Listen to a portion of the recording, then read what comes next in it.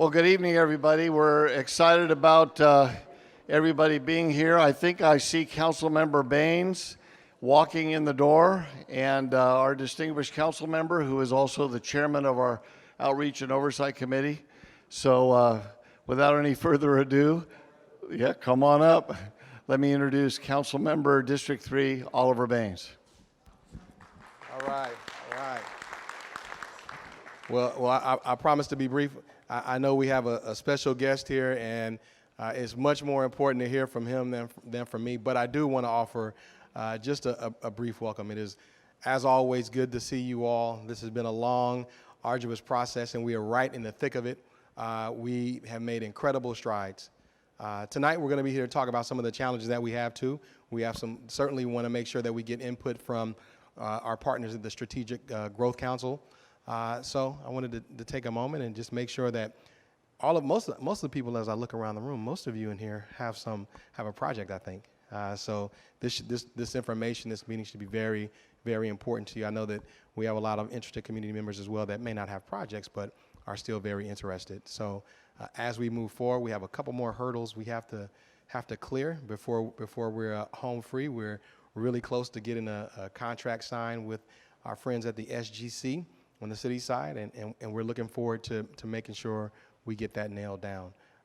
Important questions tonight, though. I'm glad you all came. Make sure that we are listening. Make sure that we are engaged, as we always are. And the good thing is we have the person that has answers for us here tonight. So with that, am I welcoming Randall up right now? You are. And I get the honor of welcoming up a person who has become a friend, I like to say, over the last couple of years, Randall Winston, who is the executive director of the Strategic Growth Council, SGC, administering the first ever TCC program in the state of California. So I don't envy your job at all, Randall. It's very, very tough work. I always want to remind people that what the state is doing has never been done before. In many ways, you all hear me say what we did was never done before, but it's also true for the state. So in many ways, we are all moving through this process together. We're all learning together. It's tough, but we're making it happen. And Randall has done a fantastic job being the man at the helm, having to help make some of the toughest decisions that the state's ever had to make when it comes to a fund like this and a brand new program. So anyway, my friend, without any further ado, let me welcome up Executive Director of Strategic Growth Council, Randall Winston. Thank you so much, Councilmember, and good evening, everyone. It really is a pleasure to be here. Again, I think I recognize just about everyone in this audience, and we are indeed in the thick of it. So I want to do a few things, and we'll definitely leave some time for questions. Number one, take a little kind of a quick overview of sort of TCC past, present, future, some of the issues that are on the table right now with regard to finalizing the grant agreement here for the TCC effort in Fresno, and then the grant agreement timeline itself. The councilman made a point that I want to reemphasize, and it's really key. These are incredibly complex projects or sets of projects. This is the first time that the state is undertaking a contracting arrangement of this sort at this scale, and it's not just Fresno. It's Watts down in Los Angeles, and it's Ontario down in the Inland Empire in Southern California. Each of those complex grant agreements has a host of partners, a host of challenges once you sort of start digging through the specific projects themselves, and legal language that we need to work through in terms of the ultimate contract that we'll sign. And all those agreements have to be sort of looked at side by side so that before we release any of the funds, we are sure about the performance metrics, accountability, the different criteria that we are going to use to hold each of our grantees accountable to ensure that those funds are spent appropriately. So all of that we are working through right now, and a lot of it is internal. So in terms of timing, if anyone can apologize or should apologize, it's us. It has taken a long time. We've hired actually a couple new people since then, about to bring on a new legal counsel, a new senior administrative individual who can help to administer these processes, and then also an additional technical assistance provider, and probably multiple who will be on the ground partnering here with SGC and you all. So a lot is in the works, but let me take a quick step back. Timeline, again, I think most of you are aware of this. It was 2016 in the fall that we signed legislation, AB 2722, that set up the Transformative Climate Communities program. We spent about a year or so developing guidelines. We had those guidelines go out the door at the end of the summer of 2017. The intense and I think intense and maybe times contentious process underway here in Fresno. I was, obviously here for a number of those meetings, resulted in the package that, and I think a really incredible process that our council certainly lauded and I think resonated throughout others in Sacramento, that resulted in you all winning. And that was earlier this year, now back in January. And since then, when it went to the council, there was a couple of things that SGC and our council members wanted to see worked out a little bit further. That was the community engagement plan and process here in Fresno, the anti-displacement plan, again, here in Fresno. And that bundled up into the broader agreement, again, that we're working through now. So all of those still remain on the table. I'm going to give you a brief overview of the grant agreement timeline, then I'll return to those elements. So I mentioned sort of some of the reasons as to why the agreement is taking so long to work through. We do hope to arrive at a final agreement in July, hopefully first or second week of July with the city. And again, this is coming from SGC's perspective and making sure that the language in that agreement, as I mentioned earlier, aligns with not just our sort of program guidelines and goals, but also what is happening in other parts of the state. And shortly thereafter, we'll lay out the process for further refining, again, that community engagement plan and the anti-displacement plan. And then from there, hopefully, sooner rather than later, proceed with implementation. Now, one of the reasons why this agreement is taking so long, and this is going to be another part of the process here as we dig down into each of the projects, is that in order to pay every project, we're going to need to define, and are in the process of defining, scopes of work for every single project and stages at which we're going to provide funding for each of those scopes of work in a way, again, that meets our guidelines, that's accountable, and can be tracked through the life of that project, or really those projects, because it's plural. So that's what's taking one of the things that's taking such a long time to work through. So appreciate your patience on that. I referenced technical assistance providers. So here in Fresno, we're actually looking at sort of two different types of technical assistance providers. So if folks remember from the statute, the law, AB 2722, it actually requires SGC to provide technical assistance at every stage of the transformative climate community process, including through implementation. So it means that we are responsible for setting up the criteria and scope of work for that technical assistance provider, that entity that will be on the ground helping to implement each of those projects. So that is in the process of being determined, and we hope to have that entity on board by the time that grant agreement is signed. So July timeframe, maybe August, depending upon how long it takes for us to bring them on board. We're also looking at potentially other technical assistance providers who can help to kind of, like we're doing here, shepherd along the community engagement process. Look, we know there are a lot of projects. A lot of those projects are, in various stages of being worked through, and even though they're just sort of maybe pieces of a piece of a project, we understand that the entire TCC package of proposals is really part of a larger effort or set of efforts. And so the more that we can leverage other technical assistance providers to assist each of you, and especially the partners, in building out those projects beyond even what's available through TCC funding, we want to try to do that. So part of our challenge as well here has been, what's the appropriate kind of ecosystem of folks that we're going to bring on board, you all who have projects, those who are, don't find the community engagement process to be exactly what it should be and the tweaks that need to be made. We're working to set up that ecosystem now.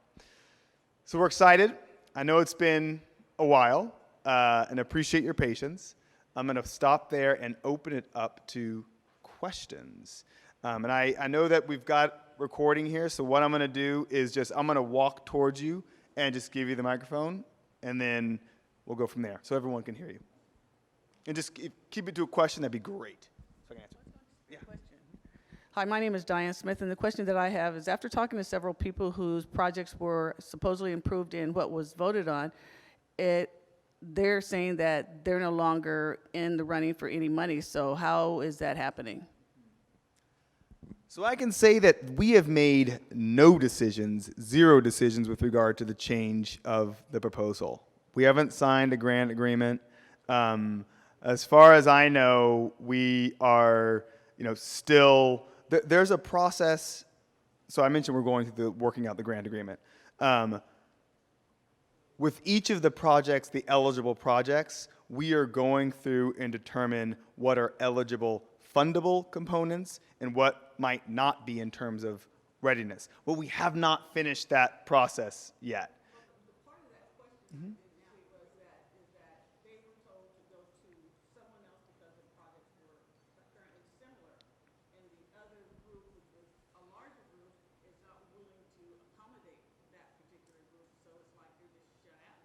And so those are the kind of things that apparently is happening, and somebody needs to do something about it, because they're passed, when they voted in there, and they're saying you have to have so many years into it, running a program that you actually got to go into somebody else. Well, the somebody else's are pushing other people aside. So they're not trying to move them into their project. Okay, and that's important to hear. That is definitely not familiar on my plate. We're looking at the projects that have been submitted. Okay, do you want to ask a question as well, please? Yeah. Thank you. Kathy Omachi from Fresno, Chinatown. Where would we get the staffing layout as you are currently structured, and the salaries for all of the positions that are being hired to do the TCC program, and how much money has actually been paid out on staffing and other support things that still haven't come to the community? Very good question. So in terms of that, TCC, I should have mentioned this earlier on, $140 million total across 3 communities. Insofar as money leaving SGC, it has been $0, nothing. Because we will not be awarding any funds until we finalize the grant agreement. Our own staff, however, we definitely have staff who've built this program. So we currently have, and all of it's, I can give you a link because all of it's public record. Some of it goes to it's across 5 different employees at SGC. We did pay for technical assistance throughout the process. So we had a technical assistance provider during the application process, and the application process, if you recall, actually had 2 phases, a concept phase and then a full application phase. So that we did have technical assistance provider come on, but I can definitely give the information for all the employees. Insofar as though for any of the grantees, Watts, Ontario, Fresno, there has not been any money dispersed, and there will not be any money dispersed until we finalize the grant agreement. The question I have is, what is being expended on the state above all of us? Okay. I'm sorry. Thank you. Part of the question was so much of what's being expended for all of you to do this work on the state side for almost a year, and that was the question. Okay. So 5% of the is the administrative costs of this program, and it's the cost across every grant program. It's a common for state grant funding. Oh, correct. That is correct. Yes, 7 million. Go ahead. Matthew Gillian, is that 5% grant administration fee, is that kind of across the board for the project leads that may be administering this grant as well? So you guys take a 5%, then leads 5% and keeps trickling down? A very good question, and this is one that has caused, as you might imagine, some consternation across all of our grantees. We're in each location, we're working with lead applicants to figure out how best to distribute those costs is the honest answer. So it is not the short answer to your question is it hasn't been determined yet, but in Watts, in Ontario, and here's in Fresno, it is the same situation where that $7 million is off the top of each of the awards proportionally. And that is definitely on us, on SGC. Lisa, but wait till I get you the mic, yeah.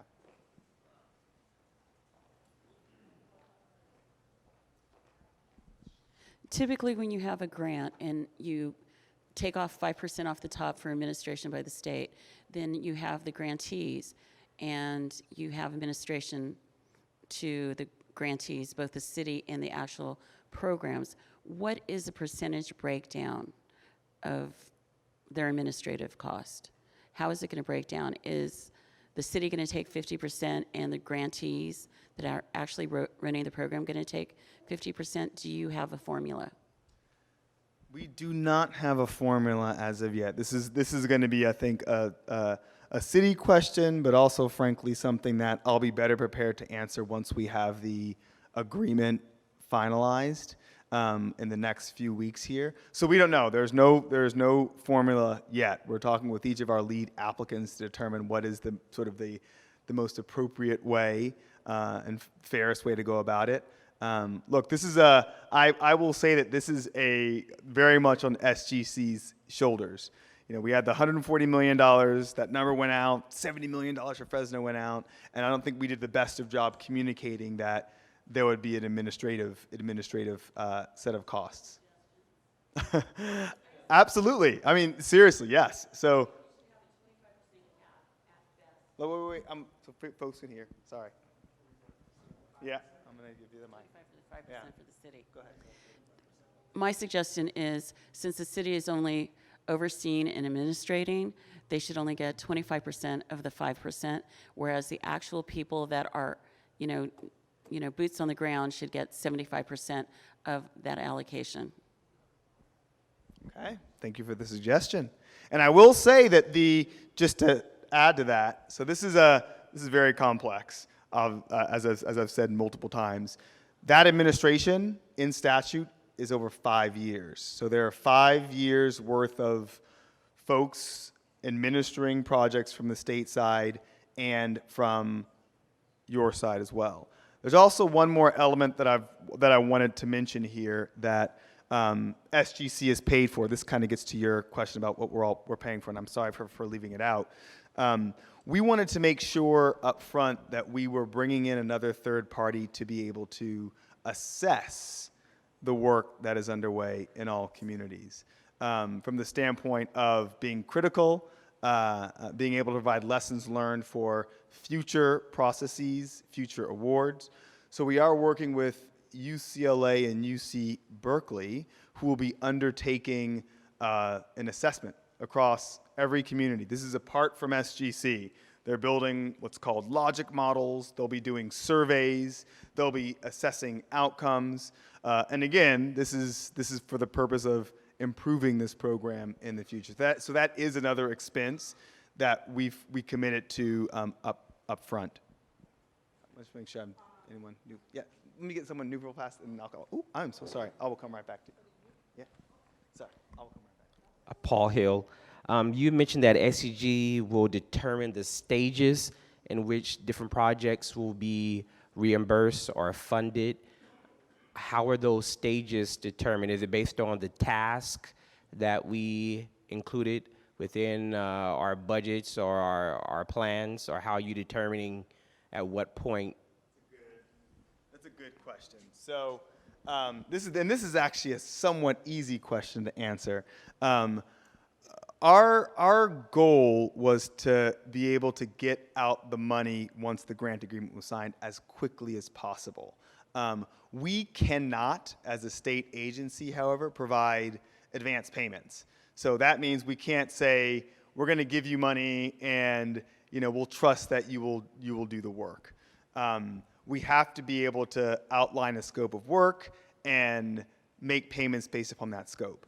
The short answer to your question is that we would like to pay people as fast as possible. So we're looking at a time frame of 1 to 2 months. The work itself will be divided up in different ways. The important thing from our perspective is the time. We understand that many organizations can't just float cash to do the work without having the cash to undertake the work. And so as fast as possible, likely on a monthly or bi-monthly basis, and the scopes of work can be divided in any fashion. From our perspective, we just want to get it out as soon as we can in a way that is accountable, that once we're audited, because we probably will be, we can say how it's spent, it was spent well, and if it's not, then we won't make the payment. Does that answer your question? Yeah, Paul? Thank you. Sorry. Hi, Eileen Reed, West Fresno resident. My question is this. In the assessment that you just outlined that you're bringing in UCLA and UC Berkeley, don't you think it would be better to have some local people who are actually attached to these communities to be a part of this assessment? I can't speak for Watts or Ontario, but I do know that those of us sitting in this room know Southwest Fresno best. If it wasn't for the Southwest Fresno, Fresno wouldn't even be getting this money.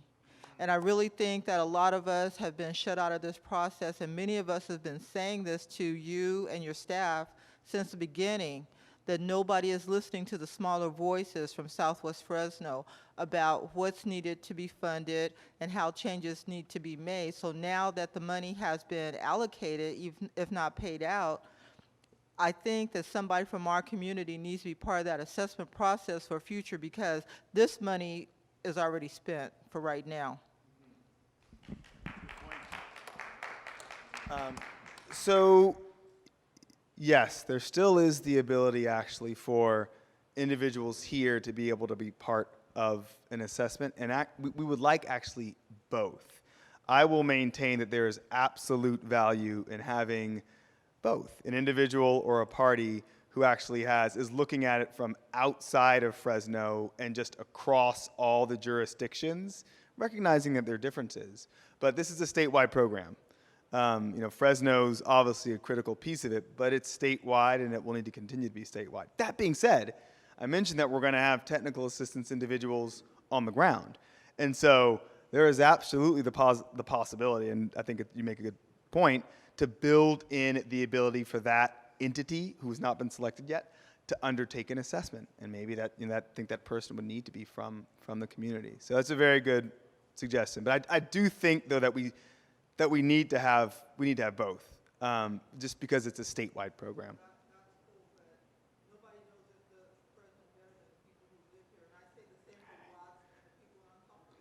Mm-hmm.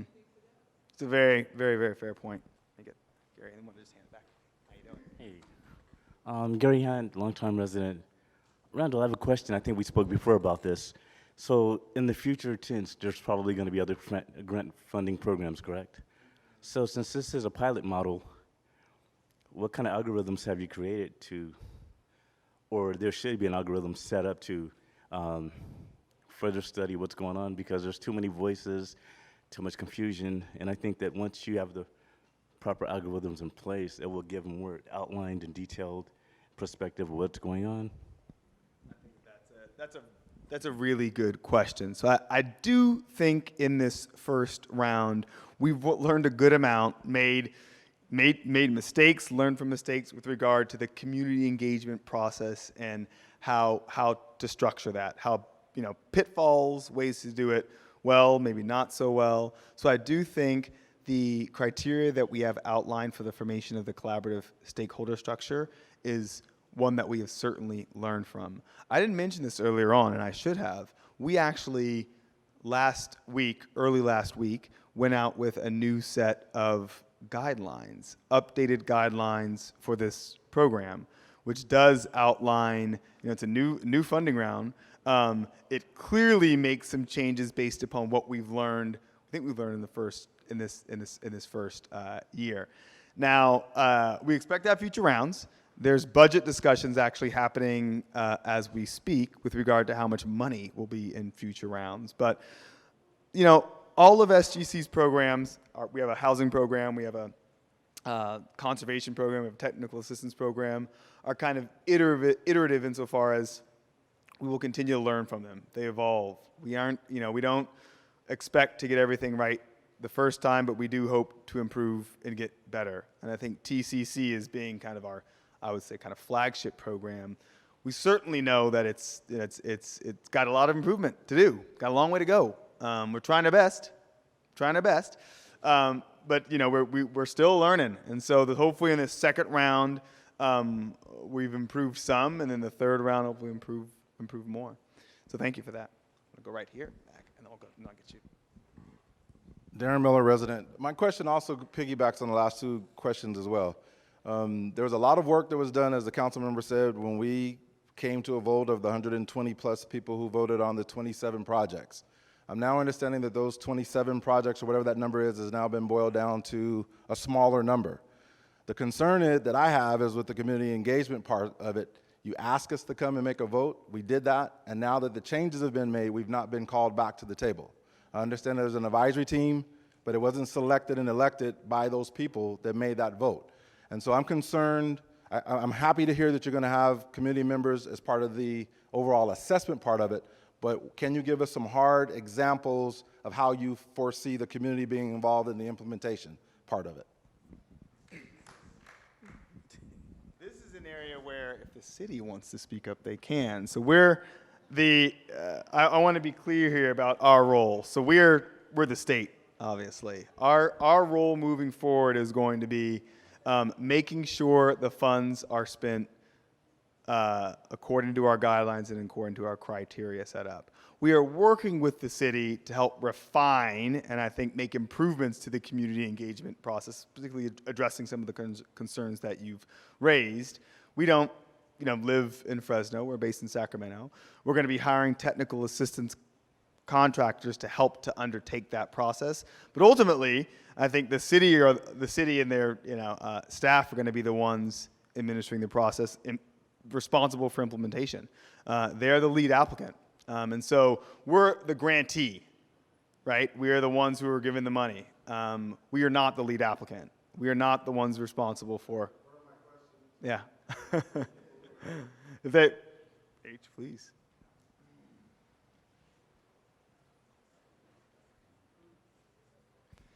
So, Darren, the first part of your question is the number of projects. Has the number of projects changed? There's only been one change in the projects, and that's one of the projects asked to be relieved of their lead role in their project, and that was Tree Fresno. All the other projects have remained the same from that night that we voted for the 125. Has there been some, I think some projects have teamed up, but that hasn't substantially changed the nature of the work or the nature of the budgeting.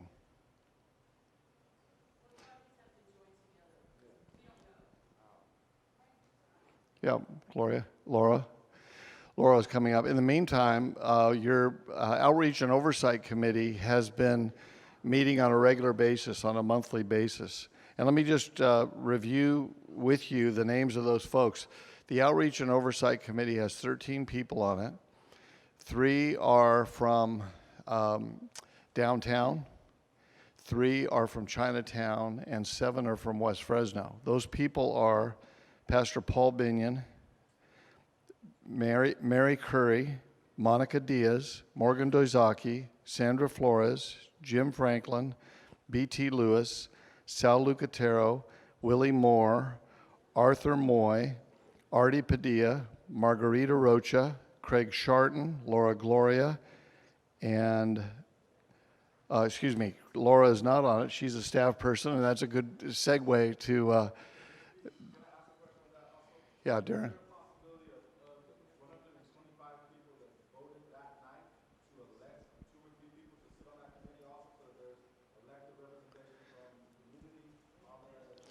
So here's, not at this time, and let me tell you, so let me explain to you how that group was chosen. Yeah. So for our folks at CMAC, let me repeat your question. In fact, why don't you ask your question, Darren? Okay, the question is there an opportunity for the 120 plus people that voted for the 20-something projects to have an election so that we have a representative that's elected by that body and not all appointees as it is configured now? Sort of yes and no. The appointments were made by the mayor based on a couple of factors. One is that he only chose folks from the folks that had earned the right to vote. So there were. Wait. Well, wait a minute. Maybe I didn't say that properly. There was a community. I must have hit a nerve. Let me explain what I meant to say. There was a community steering committee made up of about 164 people, and when I say earned, what I mean by that is that those folks, and most of you were among those folks. Those folks were either residents who attended 3 out of 5 community meetings, or they worked or had business in the community and they attended 4 out of 5 community meetings. So the mayor took that commitment very seriously. And so the only people that he appointed were from that group of folks. Secondly,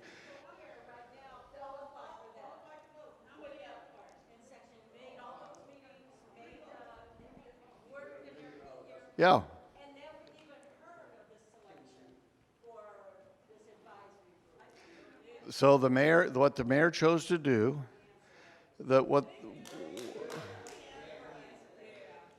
they were hand selected.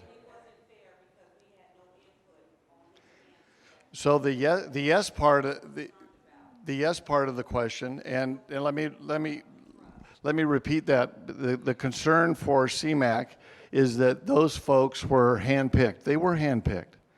The mayor handpicked them based on 3 factors. The one I just mentioned, the fact that they were members of the steering committee. Number 2, he wanted to have representation from each of the 3 neighborhoods that were a part of the TCC process. And then number 3, he chose people who he thought had been, that were key spokespeople for each of those 3 neighborhoods. Now, the yes part of Darren's question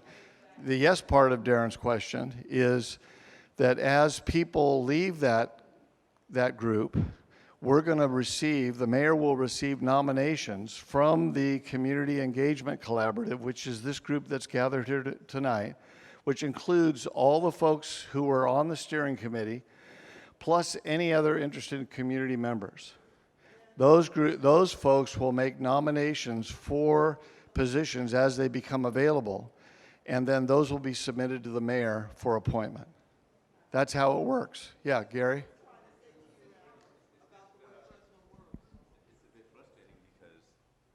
It's a bit frustrating because some of us can speak for ourselves. It's like not everyone in the community represents community, and I think that I was at every meeting from the beginning. I mean, I was there from the dirt being scratched, right? And a lot of us were. But to not have a voice in this, it's almost like, well, we're going to put a panel together that thinks for you, speaks for you, and acts for you. And we're not drones. We speak for ourselves. We have a community that's been desecrated for a long time, and it's about time the community had a way to speak up for itself. We don't need somebody to be appointed for us. Okay. Thank you, Gary. So the way that the structure has been set up to make sure that people have a voice is that the Outreach and Oversight Committee, which, by the way, the mayor feels is very representative of the community. You may not feel that way. But that the Outreach and Oversight Committee is one body of 13 plus a chairperson. But in addition to that, there's a Community Engagement Collaborative. And the Community Engagement Collaborative is all of y'all and all the 165, plus anybody from the community that wants to show up on a quarterly basis. And during those meetings are open to direct input, just like tonight. In addition to that, the folks that are on this list that are currently on the Outreach and Oversight Committee are available on a regular basis. And by the way, many folks from the community, both those that are involved in projects and those that are just from the community, have utilized the Outreach and Oversight Committee to communicate concerns about projects and ask questions about TCC going forward. So at this point, the sense that there is a sense that this process is working, although until the agreement actually gets signed and projects actually start doing their work, there's not a lot to report on. Yeah, Sylvester? Thanks. Just give me a moment. I'll be brief, Lisa. Thanks, H. First of all, our organization is responsible for probably about 20 years of work ahead of us that's going to be linked to this process. And you guys have about 40-something million you want to spend in West Fresno. It's going to run out, but our organization is going to keep building for the next 10, 15, 20 years. And this oversight committee that the collaborative is talking about, as I look at the way it was put together, it's ridiculous not to have someone from the organization that's responsible for $300 million worth of work the next 5 years not to be on that oversight committee. As these folks have said, some of the folks you guys on the oversight committee don't speak for all of us. They don't speak for Sylvester. I know him dearly, but they don't speak for me. And they're not going to generate another $300 million over the next 10 years that I have to go out and do, and my organization have to go out and do. So you guys need to reassess how you put the oversight committee together, who's on it. You know, there's no way that no one on that committee has talked to me in 3 or 4 months. I've been working my butt off, talking to people all over the world to get resources brought in. These kind of people need to be on that oversight committee, okay? Reassess it. Thank you. So let me just also mention one disqualification for being on the oversight committee, and that's folks that have projects. So for instance, none of the folks that have projects, and they're I know. So the first point is that folks that are associated with projects weren't put on the oversight committee because guess what? We want the oversight committee to do oversight. But the other important and significant thing that you said, Sylvester, is that you're making an investment. So you're making a long-term investment, and you're doing a great job at doing community outreach. And guess what? Many people on the Outreach and Oversight Committee are spending their volunteer time to come to your meetings, your community meetings, and listen and take notes and pay attention. At the same time, what's happening is that City College is doing the same thing. Most of the projects that are going on, but City College has had some significant community meetings. At the same time, Fresno Housing Authority is doing significant community meetings. At the same time, the PBID that's being funded in Chinatown has been coming together and is meeting on a regular basis. So I say all that to say this, that there is a ton of activity that's going on. And I know every one of these Outreach and Oversight Committee members, and they aren't going to all of your meetings, and they aren't going to all of George's meetings, and they aren't going to all of the Housing Authority meetings or any of the other meetings that are happening. But they're happening all the time throughout the community. And city staff are there, And so I would just say that we're at a really beautiful and critical time when there is a lot of community engagement going on. And I don't think that after reading this list of leaders, I hope that you'll take the time to engage those folks in meaningful ways. Now, before I go to, I've got Kathy down, and then Lisa, and then Leroy, okay? But before I go to you guys, let Laura respond to the question about projects. What projects have been consolidated? So, Laura? So if you were here for the first quarterly meeting in January, we actually talked about that. We brought each project up one by one. We had handed out a crosswalk that showed where things got consolidated, what things got moved. Most items got consolidated according to the guidelines. There were lots of items that were very similar in nature that were bunched together in order to be able to run the GHG calculations a little bit easier.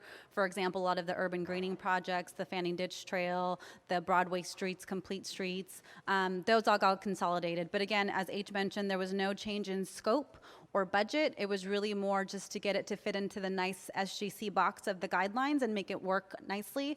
But if you weren't here at that meeting, it was recorded, as well as all the documents are posted online. And we went through, again, project by project, what changed, what didn't change, no change, and so on and so forth. So again, if you want all the information, it's online.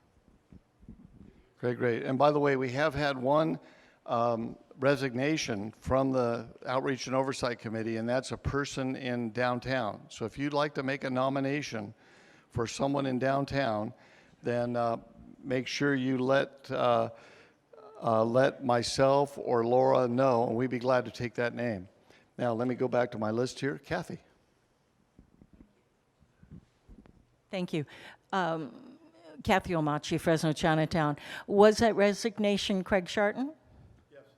Okay, that is appropriate because he is no longer with the Downtown Association and doesn't really live in the area.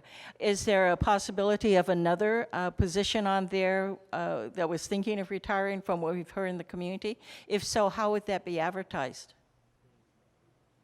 We'll let you know through by the way, we have transformfresno.com is active. And it has a lot of this information is on transformfresno.com. Also, we have and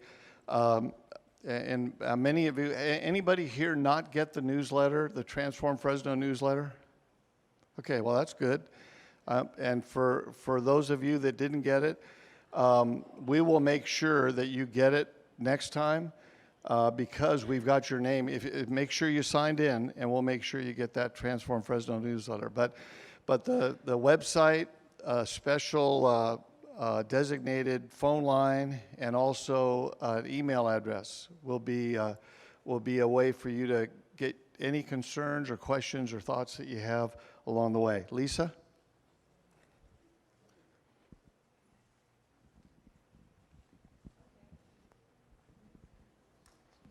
Since you made me wait forever, I have actually 5 things to say real quick. The first thing, Randall, either the state or the city, it appears, needs to have workshops with the locals to talk about milestone and deliverables, because that's what it sounds like what people need that are getting the money on the ground is a workshop about deliverables and milestones and what is expected of them. That way they can actually plan their work, plan their budgets accordingly.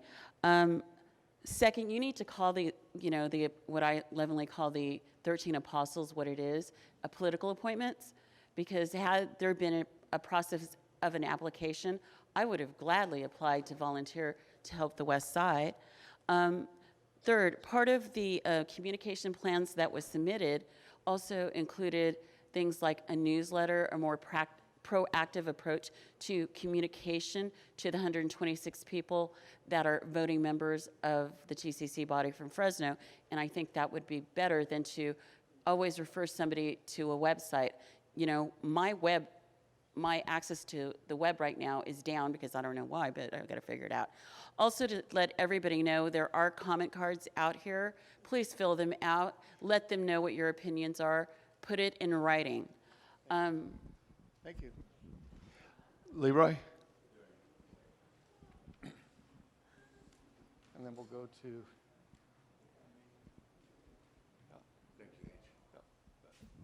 Leroy Candler, Voice. My question is, once the agreement is signed and agreed upon, will there be a letter awarding the people that has the projects, a written letter saying that your project was awarded, where we'll have an opportunity, we may be able to take this letter to go to private banks or whatever to get some seed money to cover our project for startup?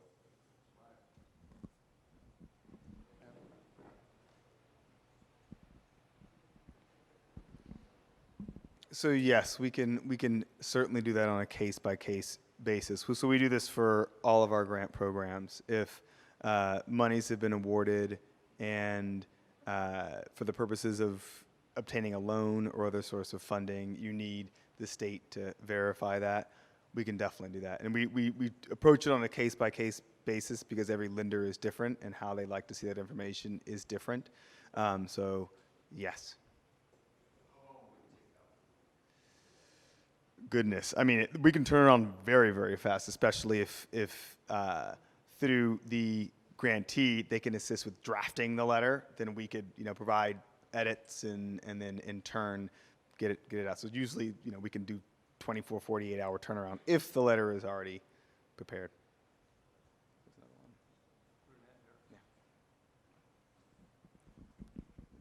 Randall, I have a question for you. What I want to know is, from everything that you've heard and everything that you've been hearing from this community, I want to know, how is it that you guys going to sit up there and do any kind of agreement with the city of Fresno? Because they're not following the little guidelines that you guys have.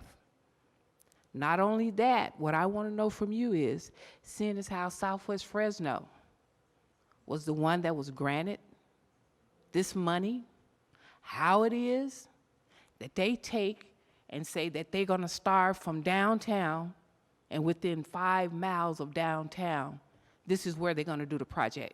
Why it didn't start in Southwest Fresno. And not only that, the next thing I want to ask you is, I don't see how you guys can sign any agreement with the city of Fresno when you got the mayor with his finger in it, people that's going to agree with him on what he wants and what he wants to see done, and not the community. We do not have a say-so. So you need to understand that. Everybody here is telling you, we don't have a say-so. That's one of your requirements. These are federal dollars that you're talking about. It's not just state. These are federal dollars. There are guidelines, and the city of Fresno has not followed them, period. They never have for years. The Inspector General just got through auditing the city of Fresno for fundings. They impediment states what they've done. So my question to you is, why are you guys even considering signing an agreement? Everything has to be up to par before you sign an agreement, because signing an agreement and think they're going to do right afterwards, that's not going to work.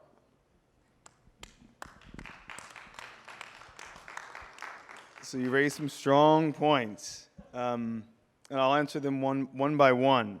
For maybe the first part of your question, we're at a place where we've went through a competitive process, and we read the applications, all the applications, and the city of Fresno and the members of every single project lead that's getting funding met our guidelines. And so that's why the city of Fresno, all the partners were chosen. But beyond that, taking a step back, is the statute. So from the beginning, this program was aimed at benefiting the most impacted parts of the state, environmentally and socioeconomically. You know this. Everyone here knows this and knows the state's.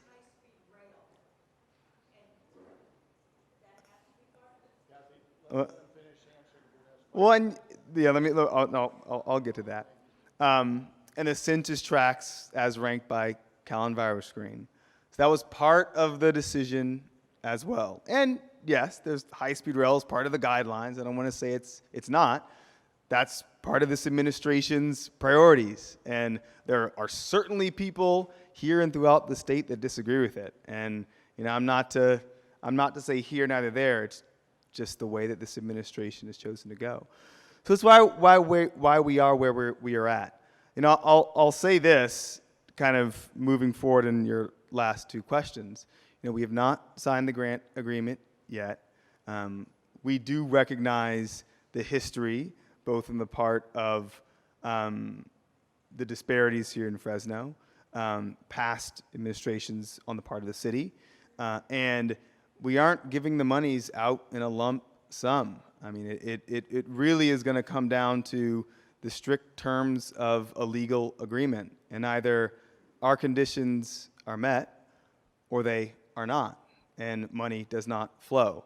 So it's not the case that no money has been awarded yet, or at least given out the door. Of course, the grant is here. We're at an exciting stage, but every single project has to meet every single requirement for those dollars to flow. And if they do not flow. So I understand your distrust and the extreme distrust, it sounds like.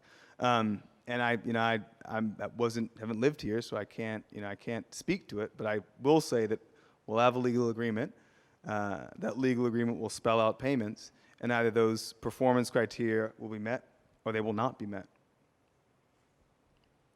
Yeah. Morgan. Yeah. Morgan here, and then then we'll go around. I'll go there. Hi, Morgan Doizaki, Central Fish in Chinatown.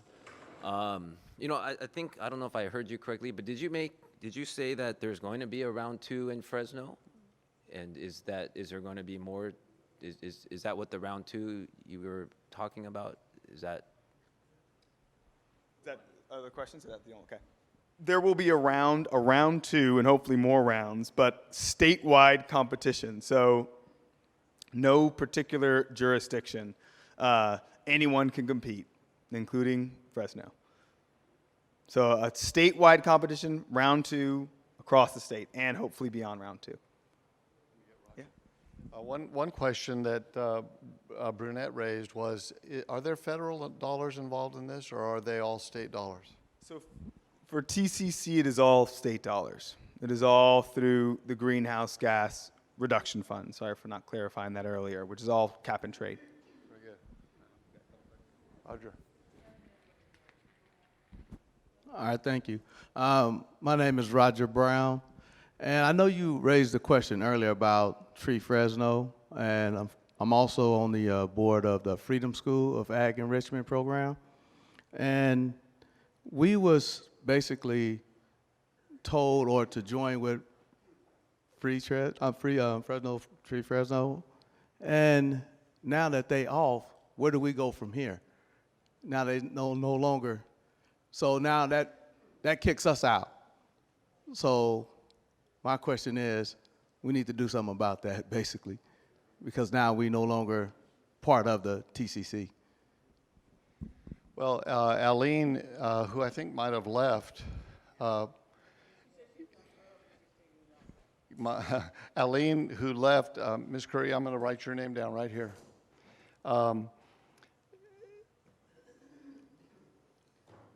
Is right now in negotiation with us concerning some of the tree planting that will take place, and hopefully the Freedom School will be a part of that project as it is going forward. So I don't know whether you've been in communication with Aline on your team, but she has a proposal in right now that's being considered for tree planting. So let's talk offline about that, Roger, because I want you to be clear about that, and we can talk with Laura Gloria, who's been communicating directly with Aline. You're next. Okay, I have two questions. One of them is, one is a statement, and the statement is, our mayor appointed people, but nobody can get an appointment to meet with him.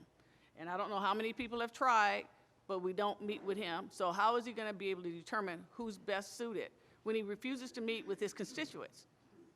And the other thing is, I'm like Roger and Aline, when she left, she was saying that basically they were out because Tree Fresno dropped out because they weren't willing to assume them, and then they dropped out. So she left here saying that they're not in. She didn't say she was in negotiations with anybody else. Okay, so,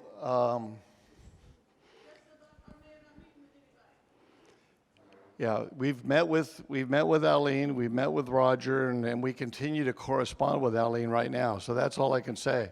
We are in correspondence with Aline about going forward on a tree planting project for Freedom School. Grecia, we've got time for about 5 more questions.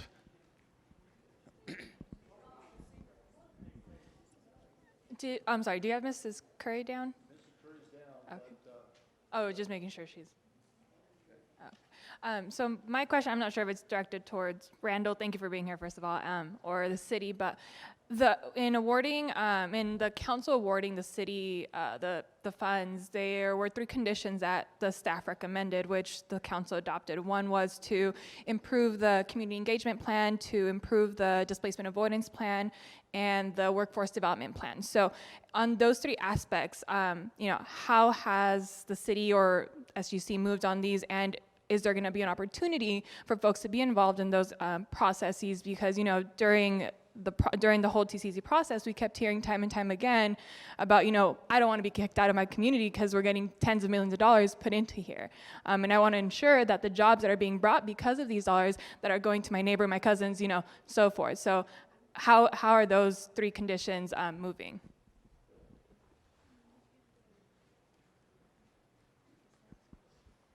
So a very good question. And this gets back to the heart of the structure of the administration of this grant, including the outreach and steering committee, the composition of the committees, et cetera. SGC is currently providing, as part of the overall grant agreement, assistance in terms with the city to refine each of those processes. So we're doing what we spelled out to council. I do believe we are going to outline that there will be a chance for public input into what's proposed. Again, this is going to be kind of subject to the terms of the grant agreement. So yes, each of those areas are being further refined and will be further refined and finalized before the grant agreement is signed. Okay, we're down to our last 4 questions. We have Mrs. Curry, Blong, Matthew, and then my sister here, Sheila. Shanice. Okay. Thank you. First of all, I'd like to thank Mr. Winston for being here and trying to answer all of our questions. One of the things that I know has been put to rest is that 1 mile, 5 mile radius. That's been gone for a long time. So we're not dealing with that particular thing anymore. What I would like to know tonight is, where are we? What are the next steps? And when do we find some resolution so we can get started on projects? And the other thing I'd like to say is that when I was put on the committee, one of the first things I spoke to the city about was, we will not be held accountable if the state says your project doesn't meet. The city people, the committee, will not be held accountable for that, because we are not responsible for how you put your plan together. And so don't blame the local people, because we're there fighting for everybody's project. So I want you to understand that. No, I don't speak for everybody in Fresno, and I don't try to, but I try to speak for the best of us that we can do, for all of us.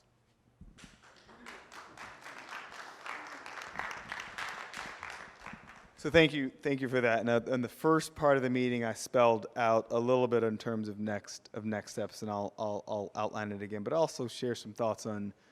This has been really helpful, just hearing kind of input into things that we need to make sure are kind of improved as we move forward. So the holdup on implementing the projects is definitely on SGC's end.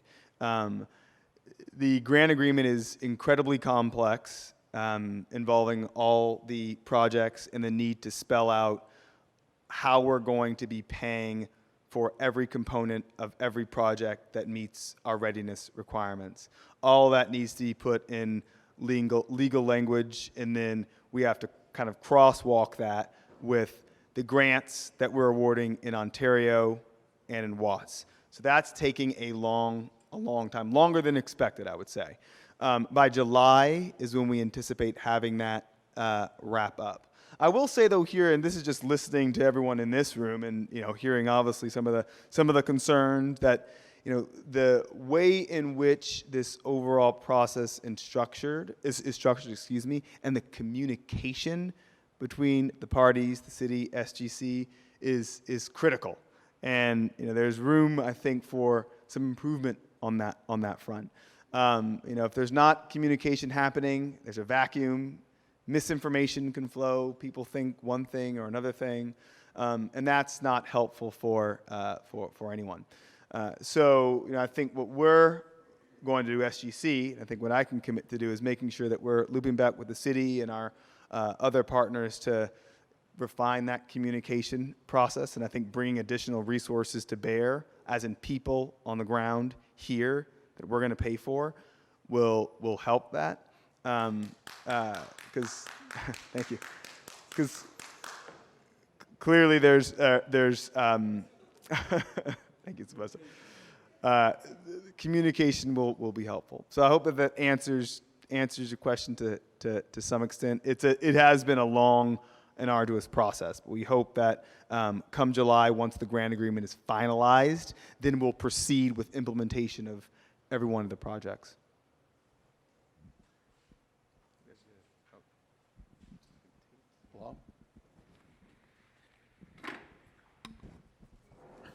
Thank you. Longley with Food Commons. I'm just wondering, because there's delayed funding agreements, that's going to affect our readiness timeline, because we're a project that involves site development and we have to go through the entitlement process. Any delay for us is very critical. So I'm wondering if there's any intention to extend your readiness deadline because there's been delay in funding. We don't want to go out and spend the money without assurance that there's going to be reimbursement. That's a really good question, and I apologize for not addressing it earlier about extension of our readiness deadline given our own tardiness. And yes, we are going to extend that basically as soon as we're ready to finalize the agreement, and that's when the timeline will begin. So we want to be able to accommodate those timelines when really it is ourselves who are causing the delay.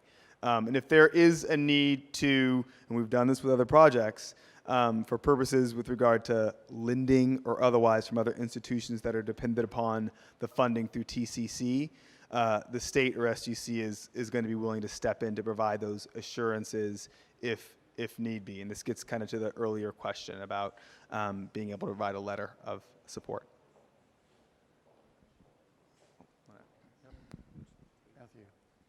Second to the last question. Just real quick, are we sending those drafted letters for the support and lending and funding and whatnot? Are we sending those directly to you, or where would you like us to send those to?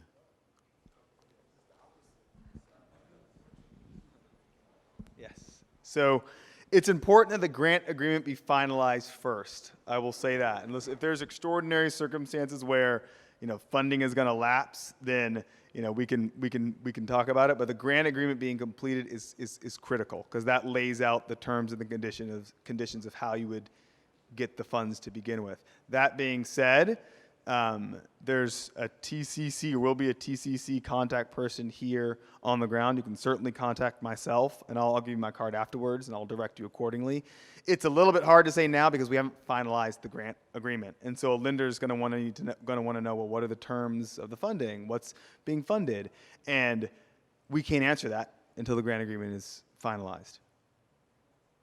I think, was it Tate? Yeah. Last one. Shalise. Hi, concerned and frustrated resident of West Fresno. I would just like to know why, out of the 125 who came to all of these meetings, were we not able to vote and appoint who we wanted to sit on this committee to represent us? Because one of the guys, the appointees, was at our community meeting. He came. He's here tonight. I'm not going to put him on blast, but every question we asked him, he was told that he could not answer from the city. He gave us no answers to any of the questions that we were asking. And that's why we're upset that the community, the ones that we want in there, they're not being in there and we're not being heard. So he's appointed, but yet when the community comes to him with questions to be answered, basically he told us that he was told by the city that he could not answer. So, Shalice, that falls to me to answer that question. The mayor is not apologetic in who he appointed. The mayor believes in the people. I understand, but the question that you asked is why they weren't elected. And that's because the mayor chose, rather than having the 164 people elect appointees to an outreach and oversight committee, he chose to appoint them. That's why. Well, he has the authority to do that. And I explained to you how he made his choice. And I need to say to everybody in the room today that the mayor did not choose people who were yes people. The last scenario that was chosen, you recall there were 4 scenarios that bubbled up through the community process that the city facilitated. 4. The last scenario was crafted by people from the community. That's number 5. And it was voted on 125 to 1. And the people who were the main folks that were responsible for crafting that 5th scenario are on this committee. They didn't agree with the city process, and they stood up to it, and they crafted another scenario. So the mayor's pretty happy, and actually is very grateful to the people who have subjected themselves to sit on this Outreach and Oversight Committee. And he is going to be receiving nominations from all of you all to fill different spots as they come up, with the understanding that he wants to keep a balance with 3 folks in Chinatown, 3 folks in downtown, and 7 folks in West Fresno. Now, we've come to the end of our official time here, and so I'm going to close this time out. Randall has agreed to stay around for a little while for Sylvester and Brunette and anybody else that wants to ask any questions. If you'd like to ask any questions of me as a representative from the mayor's office, or Laura as a representative from the city manager's office, we'd be glad to do that.